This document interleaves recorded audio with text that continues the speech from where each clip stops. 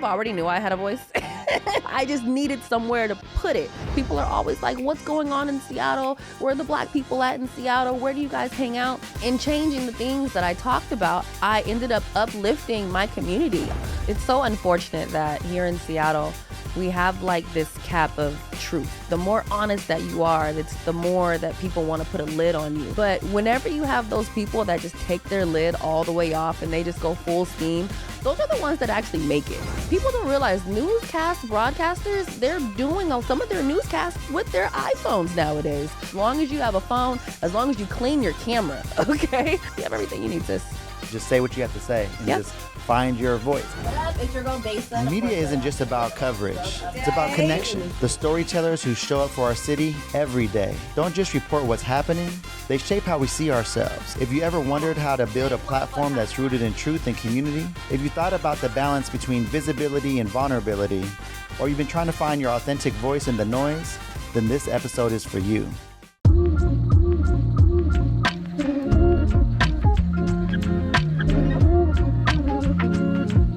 Today's guest is one of Seattle's most vibrant media voices, Besa Gordon. And for those of you that don't know, I had to do that because she's basically our Seattle team sports bae that be everywhere in all the jerseys, walking into every stadium that we wish we was at. But you do it so well and with grace. And you can catch her on Back to Base on Fox 13 Plus and the Fox 13 app. So basically, wherever you're at, whatever you're doing, you can tune in. Period. How you doing? I'm doing good. How are you? Thank you for joining us. Thank you for being here in space. You're a busy woman. And, Am I? And we've been going back and forth. Our people hit up your people, but you're here. I made it. And we are grateful. Before we get into it, I always like to start off with essentially what's your elite collective or Carlos Imani story or memory of kind of what led you to this couch? What's your first recollection, without dating ourselves too much, because we actually go back a little bit, but go ahead and share that story so we can kind of level set for the people.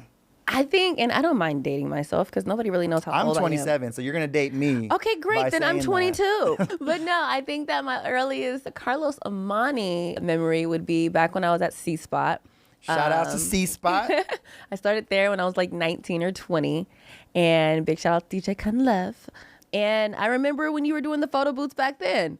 And I could be wrong, but I feel like it was a one-man show back then. Yeah, I mean, I've definitely worked with a lot of folks over the years, but I was definitely on that grind, doing all the things, and I was always like, how can I put my people on? So, would definitely be putting people on, but throughout, like, I was definitely the constant, where it's like, I'm gonna be there if no one's gonna be there. Someone else might be there with me. Someone's gonna capture this. But yeah, we gonna get it. And even back then, you were already still doing the printouts of the photos and with the nice borders, and just, it was already a vibe back then. So I would say that is my earliest memory of Carlos Imani. And shout out to Ken. I feel like he has a really good eye for talent. Yes. If not just me and you here on this couch, there's some other folks too, but I think he did well with us. Did amazeballs. Indeed. I remember some of my earliest memories of just seeing the energy. Like, you just had a knack for having, communicating with people. I think one of your biggest skills is just being able to sit down or stand up. I mean, just talking to people. Yeah. And this was even before cameras were rolling, just you being able to connect. It's funny, we were talking off camera, like, people were like, whoa, where you from? And it's like, just because you see me on TV or whatever, don't mean I ain't from this town. I'm from 19th and Cherry, okay? I was baptized at Goodwill Missionary Baptist Church. There is a photo of me being held up like Simba at 3 months old.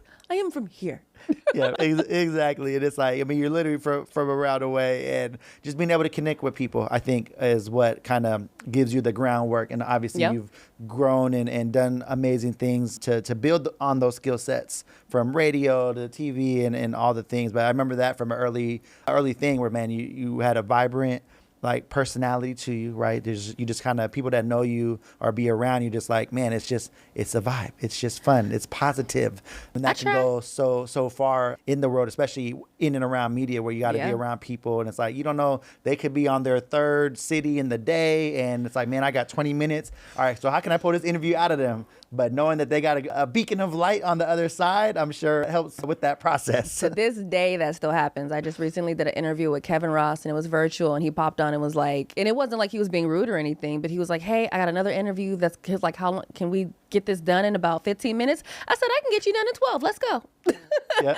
And it was a great interview. Exactly. And it's that kind of attitude. It's not like, oh man, you only got 12 or 15 minutes for me. It's like, have your questions ready. Let's go. That's part of it, is like a consummate professional. You know, you take what you do serious, and then it shows up in the work, and why folks like to work with you, come back for second interviews and all the things. But yeah, no, loving that. But I just kind of wanted to kind of tap in a little bit with elevating your story. Like we talked about, you know, how I first saw you kind of more like on a street team kind of level, just kind of communicating with folks like literally on the ground level of, hey, this event is coming up or this thing is going on, and then seeing dope stuff you was doing with, I guess back then it was Cube 93, and then, you know, transitioned to iHeart and stuff like that. But when did you kind of first realize like your voice had power?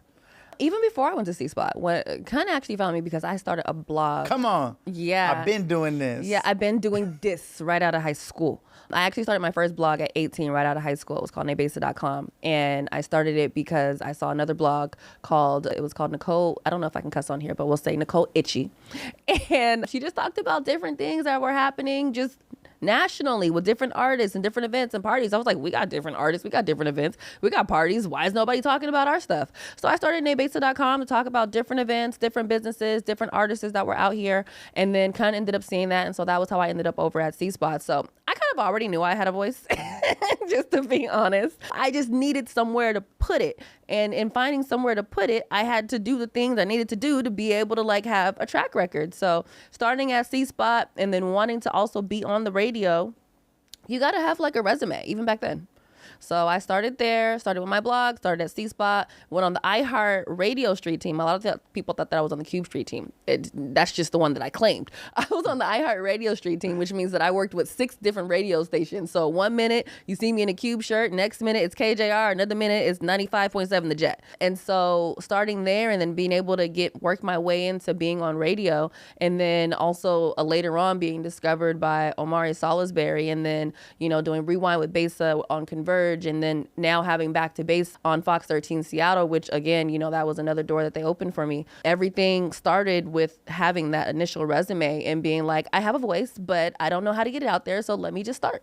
No, I love that. And just kind of go into a little bit further, again, you know, Elite Insights, right? Where, you know, there could be that next little girl that's in the CD right now trying to find her voice. So what would you tell her in terms of like, you know, what to do or how to get started?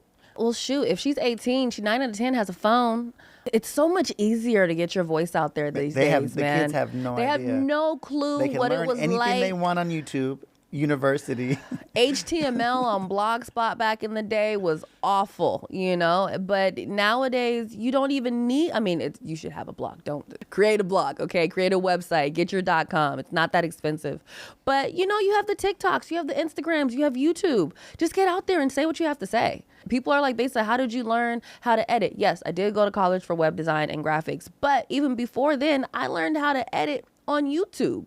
And, you know, YouTube didn't even have as many videos as they do now, and they weren't as descriptive as they are now. So with things like YouTube and TikTok and Instagram, you know, you really don't have to wait for anybody. You have everything. As long as you have a phone, people don't realize newscast broadcasters, they're doing some of their newscasts with their iPhones nowadays. So yeah, you can have a team and you can wait, but why wait? Like, you can literally do it now. As long as you have a phone, as long as you clean your camera, okay? Clean the camera lens. You have everything you need, sis. Just say what you have to say and just find your voice. Like, don't try to be like somebody else. Like, you had found kind of like inspiration from that national blog, but you really made your own and had your own voice within that. It's important to try things. You know, there was a point where I did reality TV reviews, and eventually I was like, this is so negative. I don't like this anymore.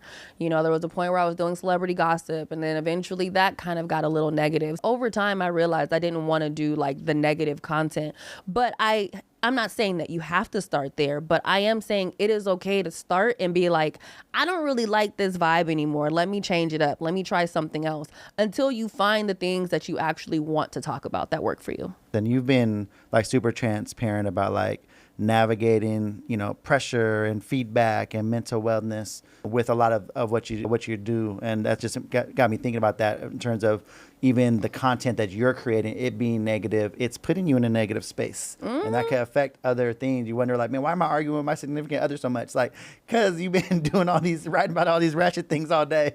What'd you expect to happen? You've been talking crap about everybody else, minding their business all day. Right. Being more transparent about that. I think also that transition to Black joy stories and things of that has kind of helped with, your process of trying to, just kind of, find ways to protect your peace and things of that nature. I think that for me, it sounds crazy sometimes when you say things like this out loud, but I always knew that I would be on the radio one day. I always knew I'd be on TV one day. I always knew that I'd be, locally popular or celebrity type vibe. So I didn't want to continue putting out energy to where people are over here gossiping about me in a negative way. Like, obviously people are going to do that anyways. You can't stop people from doing that. Sometimes people just don't have anything better to do. But I wanted to put out good energy so that way good energy could be put out to me. So changing the things that I talked about, like, just recapping fun events, whether it's a concert or, I recently went over to Farm Fest, going to haunted houses, whatever, just positive things. Like, doesn't mean that it's not interesting. People want to know what the concert were like. People want to know if the food at Mo Vegan is good. It is good, by the way. People want to know, what the golden juicy fish fry was and how the food was. It was fire, by the way.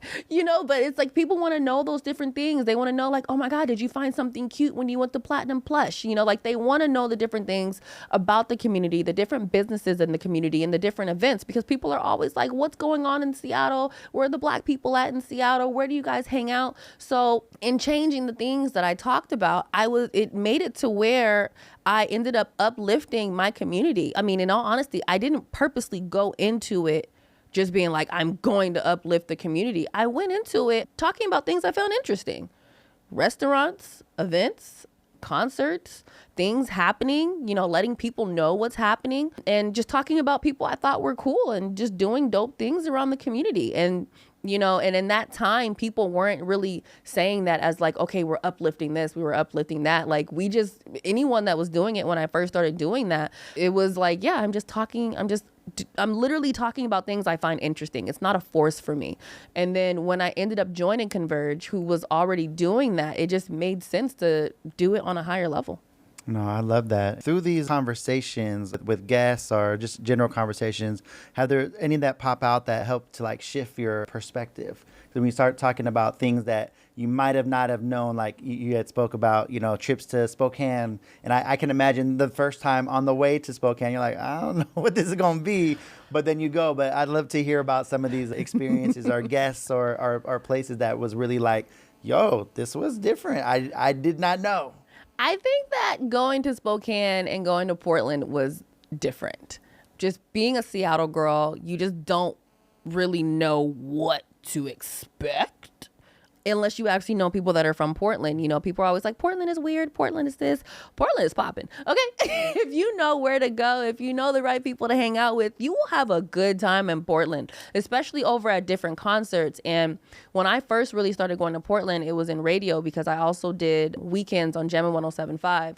So I would go to like Boo Bomb and other different events that we were hosting out there. And I was like, whoa, the Portland crowd is a vibe. Like, who knew? And so I would say getting to know the African-American community and just the Black community in general across the Pacific Northwest has been very eye-opening. But, I hate to say it, but it also shows you the difference between some of these communities than the community within Seattle. And sometimes it's just a different vibe. Sometimes I feel that I'm treated differently in different cities, not in a bad way, but sometimes it's just a different appreciation for who I am because I'm from here. It's just like for everybody else, it's just Besa.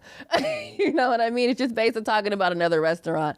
But when I talk about a restaurant in Spokane, sometimes it hits a little bit different for them because what we've noticed is the way that we cover different businesses and organizations and events in places like Spokane and Portland, people that are actually there are not doing it the way that we're doing it. So it's a completely different kind of appreciation that I didn't even know that was out there, let alone I didn't even know that what we're doing here was so needed in those places. That's dope. And it does. I would consider like Seattle's like, you know, the bigger city in the Northwest, right? Mm-hmm. So a lot of it, folks look at like, oh man, you know, she's from Seattle and she's talking about me, right? And it's like, you're dope. Like people from here should be talking about you, and that should be enough, and that should be dope.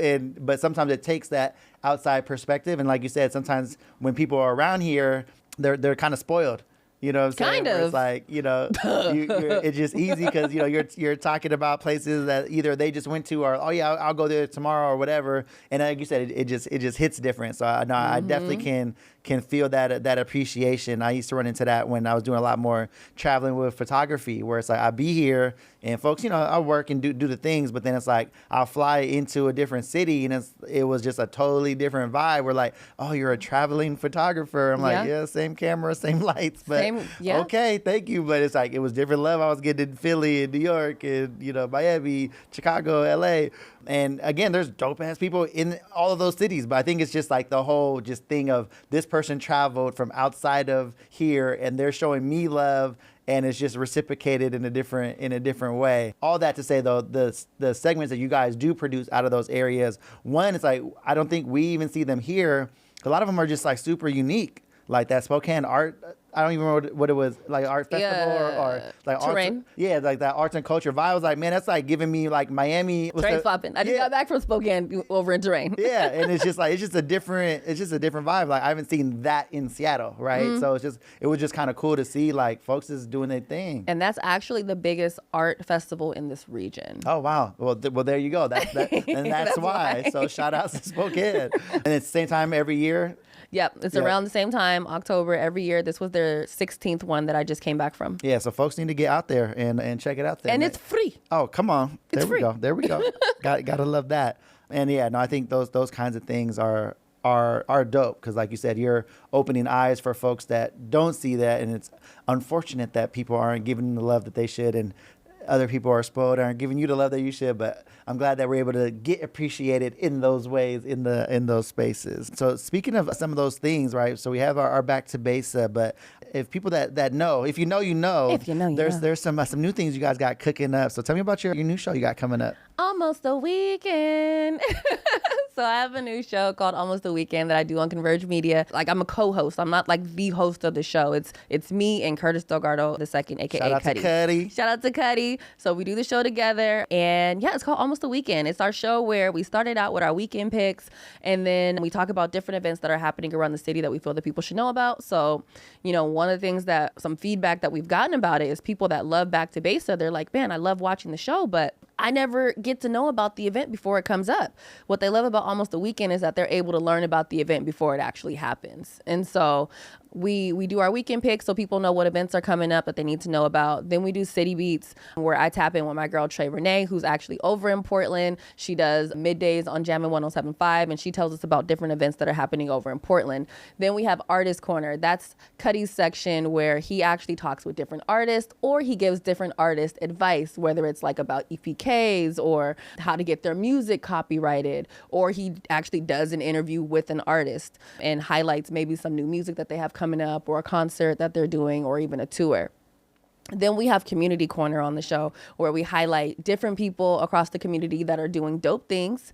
And we also have which is also part of our food section, which I think we might end up needing to separate it because we've been having some really dope chefs come on. We recently had Cummy Daddy come on. She brought us like fried lobster with steak, mac and cheese, and a shrimp and grits and freaking egg rolls, but they were actually apple pie egg rolls. This week we have Chef Lynn from Communion and Lil Brown Girl Cooks. She brought us a whole seafood boil. So the chefs, they got to get their own section now, because when we first started the show, we definitely want the show to have food, but the food is fooding in a way that I didn't even expect it. So they deserve their own section. And then we end up ending the show with our weekend picks, where we pick one event that we definitely, sometimes two, that we plan on going to that particular week. week. So the difference between that show and Back to Besa, and it's not that Back to Besa isn't a fun show, but it's more of a family show. We kick it on this show, okay? Like, we have a good time. We're loud. We're laughing. There's no prompters. There's no script. The only thing that's really scripted out is, making sure that we have proper questions for different people that we're interviewing, and we have the proper information for the events that we're talking about. But the show is free, it's carefree, and it's an absolute schmood. Back to Besa is the recap, and then the almost a weekend is the pre-cap. Basically, like, hey, this is what you guys should be looking out for, should be looking into. And I love that because, like you said, like a lot of times, like it's cool to do because like we get hired a lot to do events where we're doing like a photo booth or we're doing, the event photos or videos or whatever. And it's like people see them online afterwards, like, oh man, I didn't even know that was happening. And it's like, well, I wasn't the promoter on that. Sorry that you didn't know, but it is what it is. But then it's like, having that kind of opportunity because a lot of times people would go. And some of these events, like, oh man, it was a dope event. There was people here, but it's like, man, you could have probably got another 20, 30% more in here that also could have had a good time and, could have saw the music or could have ate the food or had the experience. Each one teach one, tell a friend to tell a friend. Absolutely. And tell your friends, Almost a Weekend airs Thursdays at 9 p.m. on Converge Media. There we go. Tap in. For like folks that are throwing events. If I'm the event thrower, how can I connect with you guys to let you know about my event, or what can we do there?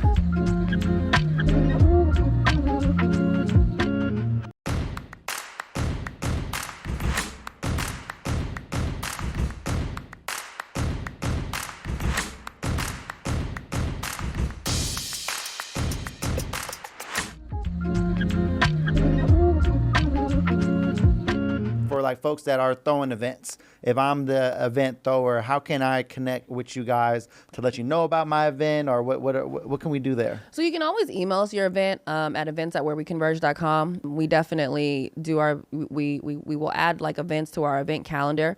But if you actually want to promote your event, which is honestly I feel is the smartest thing to do, because just because you email it to me doesn't mean that I'm necessarily going to talk about it on Almost a Weekend. Like you can make me aware of it. I might add it. I might not add it. Right. But if you really want for us to push your event and let people know about your event, like we've had events where people needed help and then we've actually done promo for it, and then within 48 hours, sometimes 24 hours, it's sold out. Right. And so email us at advertise@whereweconverge.com, and then we can put together an advertising package for you to where you can actually get your event out there to even more people and even come on Almost a Weekend to talk about your event. We have plenty of people that have come onto the show, and we've had like at least 10 people come onto the show just to talk about their events that are coming up to let people know about them. So yeah, I would say definitely email it to us so that way we can add it to our events calendar at whereweconverge.com. But man, if you really want to make sure that we're going to talk about it and we're actually going to like be posting the flyers on social media and helping you push it, which we would love to do, advertise with us. It don't cost that much. I am an event thrower, and I have done a ton of them over my career. And I think it's like you kind of hit the nail on the head where it's a yes and, right? Where it's like email in, and you should be doing it to all the places or whatnot. But as an event thrower, like if you see yourself in the folks that are doing the show. So like for you guys, for Converge, if you see yourself, if you see your friends, if you see the audience that you're trying to reach, show up on Converge. And then traversely, I mean, you guys can obviously share like, here's our demographics of who we hit. But essentially, man, if it's the urban culture, black and brown folks in and around the greater Seattle area, I would start in a CD and then spread out from there.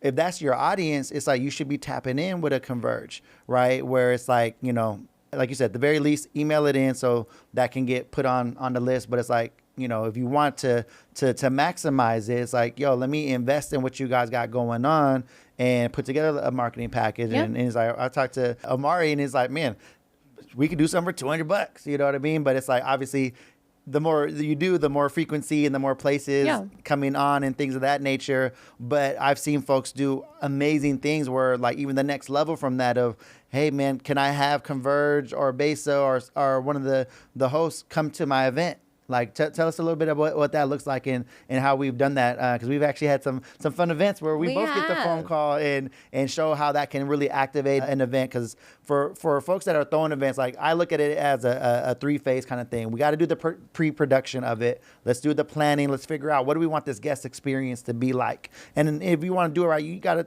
figure that out. Figure out your music, your food, you know, what the atmosphere is going to be. If you got lighting, whatever, right? But then it's like the event itself. What kind of entertainment are we going to have there, and how can we engage with what's going on? And then it's the afterglow. It's like kind of the postmortem, the after the event. How are we, you know, you got these people's attention for, if you're lucky, 7 to 10 business days, usually closer to 48 to 72 hours to like really like, you know, to really do it. But that's when you're posting photos from the event. That's when you're posting the recaps. And if you're able to catch interviews at the event, you're kind of getting this, you know, kind of free promo from other people, you know, sharing those kinds of things, testimonial type of things. And all of that together, I think, can help you put on events, but then it helps you with your next event. You know, even if it's annual, monthly, weekly, whatever, if you're doing those 3 things well consistently, that can help you do what you need to do to, you know, get your return on investment, and also just kind of help, like, people had a good time. They're more likely to tell a friend. They're more likely to come back. And I just want to kind of let people know, like, they might not know, like, oh, I didn't even know Besa could host my event. That sounds dope. And I can. Come on. So yeah, let's talk a little bit about that in terms of like other ways folks can engage. Well, shoot, people can definitely hire me to host events. I will be honest, I don't host clubbing events. I don't really What's a club? Like I don't like people do that? clubs. Like I don't do clubs. It's just not my vibe anymore. Yep. You know, I don't think there's anything wrong with clubs. It's just not my schmoot, you know. I'm more so of like a fundraiser, gala type of girl, mixers, award shows. Those are the kind of events that I typically host, even like a fashion show. But I say that because people will be like, "Oh yeah, basically can host my club event because such and such is coming." It's like, "No, I can't." Like that's just not, it's just not my vibe, right? You know, and there's nothing wrong with it. Onto the show and talk about their event. Exactly. So there's ways that we can put because it together. I'll definitely push people to it. There's plenty of people that follow me that still go out to the clubs. It's just not my personal preferred thing to do in my spare time anymore. So yeah, people can hire me to host their fundraisers. They can hire me to host their galas, their award shows, their mixers, their networking events. Some keynotes. I did a keynote speaking. It was an hour, child, for SDOT.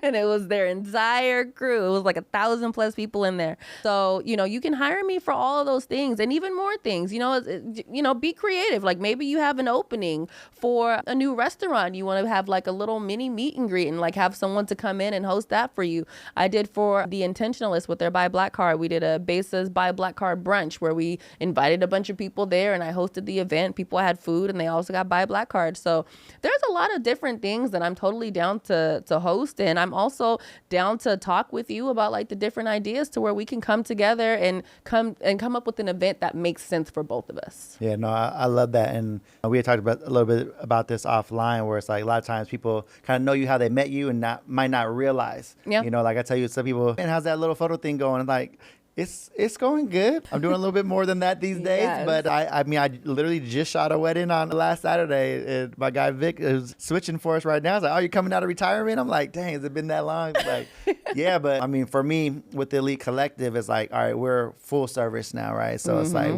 we're doing event photo video is like kind of where I started in doing it. Photo booth, you know, gotta love a good photo booth. 360 booth, right? We have this fun little roamer. We just did an event actually this past Saturday while I was doing the wedding. Vic and Henry went and did an event with Miss Stephanie with the Historical Black Society. And they didn't have room in their space. Like, "Oh, sorry, baby, we don't have room for our photo booth. We did it for them last year." I'm like, "Well, what do you think about a roamer? I can actually walk around with a photo booth to the tables with the stuff," and it ended up working out perfect. Yeah. And they were able to get it. It was branded. She was already sharing on social. Thank you so much for making it happen. And a lot of it's just checking in with your people. Like, hey, yeah, that thing didn't work last time, but like you said, call me. Let's get creative. Yeah. Let's figure out how we can make that work. And then before we were with Bird Bar Place and, you know, end up doing like that full event. So we're doing LED walls, lighting, the cameras, the switching, the audio, sound reinforcement. Zach Bruce brand was there. They were phenomenal. Had the photo booth and the 360 booth activated, and then 2 photographers and 2 videographers to capture everything in the space. And that's why it's funny when people are like, "You still doing that photo thing?" It's like, Yeah, we are. but I'm also doing I didn't know you this could and do that. that. And people are like, oh, the hotel had a preferred vendor. I'm like, preferred means preferred, but you don't have to use them. So give me a call. Let's see how we could make that happen. And again, I love to get creative and to actually throw them back to you is like I remember some of our first times we got to work kind of out after COVID, right? The whole world got shut down, and then we got a chance to hit that waterfront. Yes, we I did. think we were some of the first Pure operators sound. out there. Let's dive in a little bit about that, because I think that was a creative way to engage with Converge and you as a personality, and then you can talk about how we came in to help you guys bring that to fruition. But can you speak to a little bit about that series of events? That was like 2021, 2022. Shows how long that we've all been working with the waterfront. They just, shout out to them. They just did their official grand opening. The waterfront is now officially open to everybody, okay? It is activated. But that day, it was Pure Sounds, and I remember my girl Shayna Shepherd, she was performing, and it was a vibe. But what was great is all I had to do was sit my little self down, because y'all had the mics, y'all had the lights, you had the cameras, and everything was already going, okay? And because we were also doing a live stream, so they were live streaming the performances, but they also had a section for, I want to say that particular day, it was either me and Trey Holiday, or it was me and G Prez. I think, or maybe it was all three of us and we rotated. Yeah, I think it was all of us and we rotated. Because yes, you're right. It was a very long day. But what made it great is I just didn't really have to worry about anything, and that's honestly what I like to do when I come to events. I don't like to have to worry about, like, if I'm hosting. Like, it's one thing if I'm there on a back to basis shoot. If I'm somewhere on a back to basis shoot, I have my production hat on. I'm looking for my interviews. I'm moving around. It's very, very hard. And by the way, if you've ever tried to talk to me when I'm on a shoot, I'm sorry, but I'm working. Friend, that's not the best time. That's not the best time. But, it's a little different when I'm like doing my production stuff. But when I'm like hosting, it's nice to be able to just show up and sit down, do a quick mic check, and know every single time I grab the mic once again, it's already going to be set. The lights are already set, and we can just go. And so that was definitely a great experience. Then we did another one. I feel like we did just about like 2 or 3 Pure Sounds together, and you guys were also there when I did, what was it? It was the Hip Hop 50 Very Unique, and I was hosting that one too, and you guys were there for that. Yeah. And so you guys did you guys did the live streaming, the sound and audio for that one also. So we've definitely worked a lot over the years, and it's always seamless. It's one of those things that could be said where like everyone is doing their part at a high level. It's like, man, Besa's call time is 3:00. She's there at 2:55, and it's like, all right, cool. I ain't got to chase her down. You know exactly what you need to do. We're doing sound checks and ready to go. And it's like, it's one of those things where when folks are thinking about, okay, if I'm going to get a host, how are they going to be able to engage? And I look at the stuff like, that's all great, but it's like, are they going to be on time? Are they going to do this or going to do that? Because sometimes, like, literally, if people is running late, your event runs over, everyone on set is now into overtime. Like, it can be very costly not having the right talent and the right people as a part of what you got going on. And stressful, because then it's like, have you seen this person? Have you seen that person? And then all of a sudden people are calling and they're texting and you can't find them, and everyone's like, oh my God, we're going to start late. Yeah, no, that's why I love when Converge calls. Is like, I know O's going to have it together. Alia, you, like whoever the personalities, like there's going to be one of the new things that happened through that process. I think it was one of the first times we were on sets, and it's like, oh wait, we have a whole little snack grazing table situation. Like, yeah, that's in the rider. I had to make sure we had our water, because those were some hot days. Because we be hangry and hot, and I don't do well with heat. I literally will pass out, okay? Yeah. Like I faint and all kinds of things, so I got to stay hydrated. But yeah, all that is always well taken care of. And it's like, you also know you're not just, because sometimes it's like you put so much energy into a creative project and then it doesn't go nowhere. Mm-hmm. Like, it gets posted on someone's YouTube that gets 3 views. You're like, man, we put so much heart into that. That edit took 10 hours. Right. And it's like, you got your check, but still you want it. It had so much potential. But, with like Converge, I mean, it's going to go far. It's going to go wide. Move, and it's going to be on point. It might even go on Back to Besa if it makes sense. It goes on the blog, it goes on our social. Sometimes it goes on my social. It goes on Back to Besa TV. It goes on Fox 13, Fox 13 Plus, Fox Local. Sometimes even goes on Fox Soul. So, it definitely moves. And I think that's something that people have to realize about with marketing, to where it's like, yeah, you can have a nice video be made, but if nobody sees it, who cares? Right.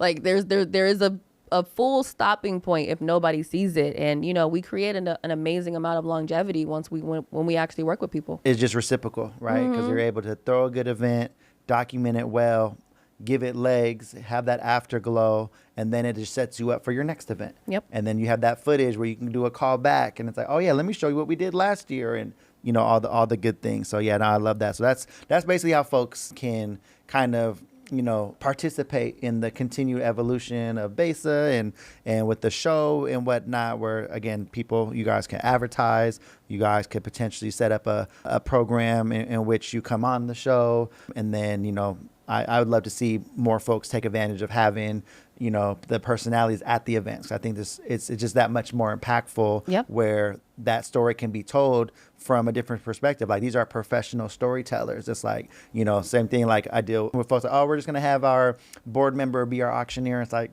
well, you might want to hire a professional auctioneer, because there's some things that a brother like G. Scott can do he that gonna your get board member is not doing, right? and it just hits different, right? And shout out to G, does his thing, but he invests. Like, he went, I'll have him on here one of these days, but he went to Auctioneer University or whatever it is, like in Montana or somewhere, and like, wow. He really like dug in and was like, all right, let me learn the craft and do that. And same thing with like your host. It's like, there's some awesome people that might be awesome around the office or whatever, but these are people that really know how to, get information to a crowd, know how to like, oh, wait, we need 5 minutes of Phil.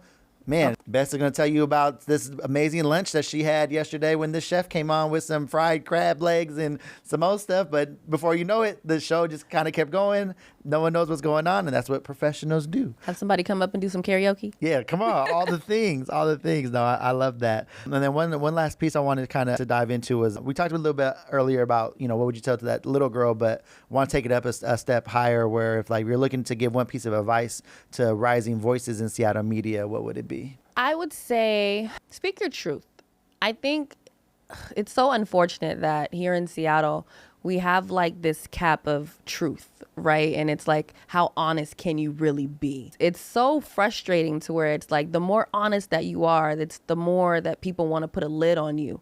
But whenever you have those people that just take their lid all the way off and they just go full steam, those are the ones that actually make it. And those are the ones that end up making noise. Those are the ones that get to the next level. Those are the ones that get noticed. It's like, it's not necessarily the whole thing of, squeaky wheel gets the oil, but it definitely is the one that gets noticed, So I would say, if you are a rising voice and you want to be known for your opinion and things that you have to say and stories that you want to tell, don't tell it how you think that people want you to tell it. And don't say what you have to say how you think that people want for you to say it. Like, it doesn't always have to be palatable. Like, you just need to say what you have to say and make sure that it makes sense. Like, have a clear goal, a clear destination for your end thought. Like, what did my not my producer, but my program director used to always be like, know what you're trying to say when you pop the mic. Know where you're going with what you're trying to say and what you want for the audience to get out of it. So as long as you know what you're trying to say, what you want the audience to get out of it, and you're speaking your truth and you're not over here sugarcoating it, because people can tell when you're sugarcoating it and it just doesn't feel right. But every once in a while, you might have something, you get real amped up about it, and then you start telling the story, and then you're telling someone else's story, and then you put all of that energy into whether it's a video or a speech that you're doing.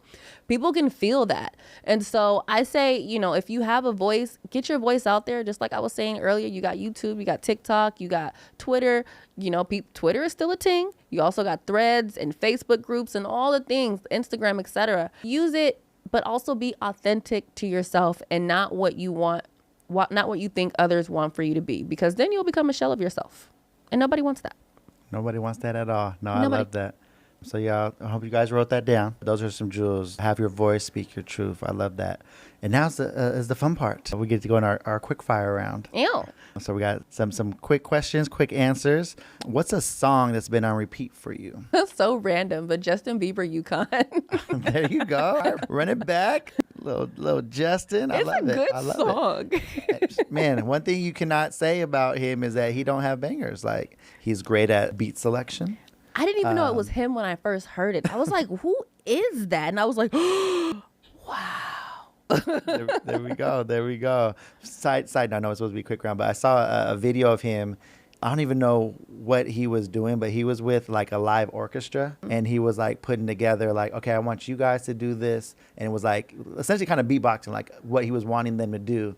and then they were doing it, and he was basically like doing the whole thing, and I was like, this dude is like talent, like for real. Like the only one in my memory, like now, blasphemous to do a direct comparison, but it reminded me of videos that I would see of Michael Jackson, where he would lead people on that, where it's like, I heard that he couldn't even read music, but man, he could sing music, hum music, beat bop music, but he would do all the things like with all the different parts, and it was just awesome to kind of see him lead that room in that way. He's like, no, I want it more like, you know, like whatever it was. It's like whatever this sounds like. Yeah. There's a difference between being naturally gifted in music and being taught music. Right. Yeah, and it was dope to see. So I could see why a song like that might be on repeat for you. He has some talent for sure. What's the best guest snack to keep in the studio? The best guest snack, all of them. Like if you're gonna have chips, just get one of those just chips, like all the chips. Yeah. You know, You don't want to walk in as just Funyuns. Yeah, like no knock to Funyuns, but maybe you're in a different mood. You know, you just never know what someone's gonna like. I appreciate that. I would put second is sparkling water. Oh yeah, we definitely Gotta have some bubbles. And apparently for Besa, it needs to be cold. It needs to be cold. Like, don't give me no and coffee. I'd be sleepy. I feel that. I feel that. Who would be a dream guest for Back to Besa? A dream guest for Back to Besa? Big Sean. I don't know why. I'm just curious about how he thinks. And I love his music. And when I was younger, I used to listen to Big Sean all the time. But it's just like the different messages that he puts in his music and just how uplifting it is and how it's all about manifestation and seeing your vision and being like, this is what I want. This is what I'm going to do to get it. This is how I'm going to like achieve it. You know, it's like, he has songs where he's like, look, I don't really care what nobody says. I'm going to win. Like, there's one song that's like, I'm going to be. And like, they're constantly saying, I'm going to be. Basically, like, I'm going to be whatever I say that I want to be. And this is going to happen. And I don't care what anybody else says. I'm going to make this happen. So I love Big Sean. So I think we need to make that happen. Yeah. There we go. I love it. I was sick when I found out he was here and I missed it. I said, we will put that out in the universe. My last question here is, what's a Seattle hot take that might get you side-eyed? Not necessarily yours, but one in general. A Seattle hot take that might get me side-eyed? Or someone that has that take side-eyed. We don't want you getting side-eyed out here in these streets. We don't need that negativity. Honestly, I don't know. I think one Seattle, you know what? That we don't have soul food. I'm so sick of hearing that. Because for people to say that we don't have soul food. You don't know where to go. Just say that. Well, there's that. But also that means that there's only one kind of soul food. Soul food is food that's made from your soul. You know, and at the end of the day, like, Seattle has its own vibe, its own spices, like its own energy. We have our own taste buds. But also, sometimes I just really think y'all don't know where to go. You know, like I genuinely feel that sometimes people come here and they don't know where to go. Sometimes they'll go to a restaurant, and let's be honest, sometimes you go to certain restaurants, if the cook is not the one that's cooking, the food doesn't always come out the same. Sometimes I just feel like you need to know where to go, and sometimes you just might have gone there on a bad day, and that's why it doesn't taste right. But I think to sit here and say that Seattle doesn't have soul food is not the business, or Seattle doesn't have good ribs is crazy. It's like, you just might not know where to go get the ribs. You just might need to go to a different spot. Maybe where you went wasn't good. That's fine. But to say that we just don't have it is wild. I mean, everybody has gone to Starbucks one time, and then you have that one barista that always makes your drink right. And then the other barista that comes in and you're just like, she means well. But good God, it's not the same. It's like when Auntie makes it versus Grandma. Auntie tried, but Grandma just, you know, she just got that extra little start. Man, that wrist. You know? It's all in the wrist. And now I'm hungry. Our next interview might need to be doing our own little soul food wrap up. I'm always down for food. Yes, indeed. And I love to bring a camera somewhere. So we will check that out. But no, thank you for joining us. Thank you for having me. I feel like our city is better for you, sharing and being transparent, being honest. That's all I can be. You're a voice, you're a vibe, and you're just a reminder that truth can be fun too. Yeah. It just might not always be liked, but it can still be fun. Absolutely. Absolutely. Where people can connect with you. You got your camera over there. You can watch Back to Besa every Saturday at 10:30 p.m. on Fox 13 Seattle. You can also watch the replays of it Sundays at 10 a.m. and 8 p.m. Come on, 2 Fox days. 13 Plus. Okay. 2 days, 3 times. Come on. And then if you don't have Fox 13 Seattle, which I know some people don't, we don't all have cable these days, child. Streaming is a ting. You can definitely download the Fox Local app on your phone or your smart TV and watch it for free literally anywhere in the nation. So you can be over in Miami or New York and still be able to watch Back to Besa. In order to follow me, you just want to follow me on all social media platforms at Besa Gordon, BesaGordon. Back to Besa does have its own Instagram. That is Back to Besa TV. Almost the Weekend also has its own Instagram, which is Almost the Weekend PNW. And then, of course, for advertising, email advertise@whereweconverge.com to let us know about events. Email events@whereweconverge.com. And then, of course, as usual, if you see me out in the streets, just make sure you say, hey, how you doing? Unless you're filming. Because then you have your producer hat on, and now is not a good time. And sometimes my producer will grab me.